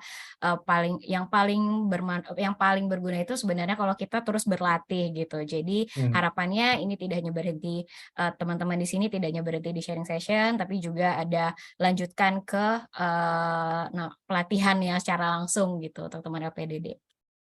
Oke, terima kasih Mbak Selvi untuk sarannya.